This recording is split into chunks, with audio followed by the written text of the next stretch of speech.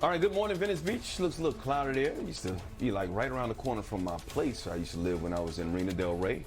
But it's also close to downtown LA. That's where the Staples Center is, soon to change its name. That's where LeBron James plays, but LeBron James won't be playing at Staples Center for the time being or anywhere else with the Lakers. Got sent home last night. Couldn't play in the Kings game due to COVID protocols. So, don't know officially, Sharon, if LeBron James actually has COVID or not, although Chris Haynes, who's an excellent basketball writer for Yahoo, did say he spoke to one of LeBron's teammates, Anthony Davis, and Anthony Davis told him that LeBron said he was asymptomatic. So when you say asymptomatic, kind of, figure out that the guy may have COVID himself. But we wish LeBron James well, and hopefully he gets back on the court very soon. Yeah. He is vaccinated, by the way. He did finally get vaccinated, I believe, back in September. I wonder if he's boosted. Can he get boosted yet? He might not be able to get boosted yet. Well, I guess you can now. 6 months. 6 months after if he just got your second vaccinated vaccination. in September. Yeah. I don't think he can get boosted yet. He said he was vaccinated in September, Johnson. or he got it, months earlier and only announced it in September. Do you know what I'm saying? I don't know.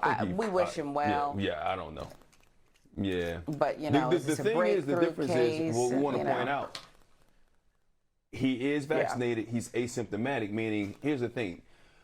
We always seem like we have to explain, because when somebody is vaccinated and they get the coronavirus, and we're not saying he has it, we don't know, we can't confirm that, but if he does have it, a lot of people come out, see, you can get it. No, it doesn't stop you from getting the virus. I had a breakthrough case.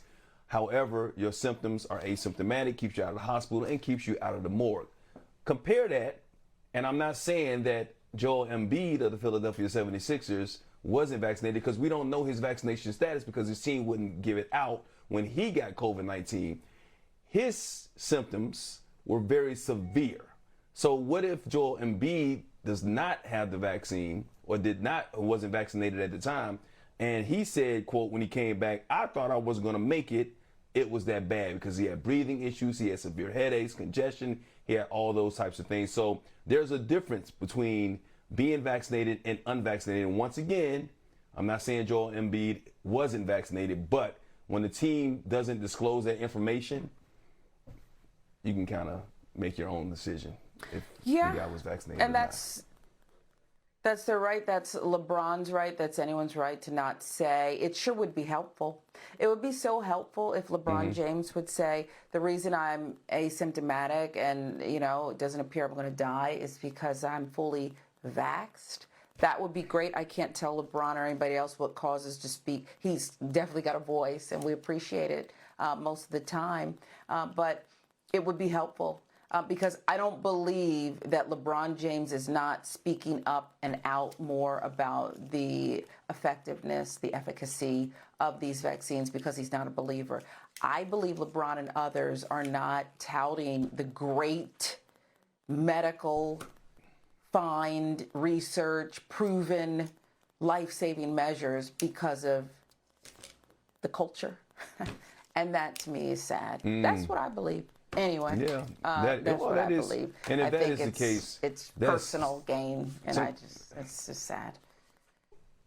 And if it's for the culture, you would think you would want to come out and speak up. And once again, LeBron speaks up on a lot of issues that are very meaningful, and he does a lot of things off the court. I want to give that brother that credit where the credit is deserved there. But when you do speak up on these types of issues, people expect you to speak up on other issues that involve situations that are life and death when it involves black people. And if you're speaking up for the culture, once again, look at the stats and how COVID-19 disproportionately, like a lot of other medical issues, disproportionately affects the black community. So if you have that shot in your arm and your family has a shot in their arms, look, I understand the whole HIPAA. People just now realizing what HIPAA is because of COVID-19 or whatever, and doing your research. But say what it means to you and how it's helped you overcome what you're going through. And maybe he still has an opportunity to do that if he does, in fact, have COVID-19, I should say, and now coming through this. And now he has an opportunity to use this platform because of him having a breakthrough case if he has a breakthrough case, and we always have to stress if because we don't know.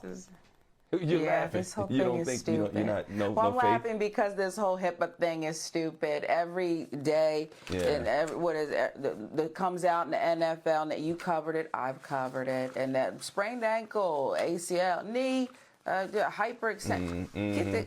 Shut up. Shut up. Okay, just stop telling us about a groin pull, wart on. Never mind. It's convenient. It's just right. Okay, stop. It's not about my protect privacy, myself and my family. Didn't nobody ask you about your wife and kids? We said you're out in front of the camera. They're not. Although Junior may soon be. I mean, he's a star.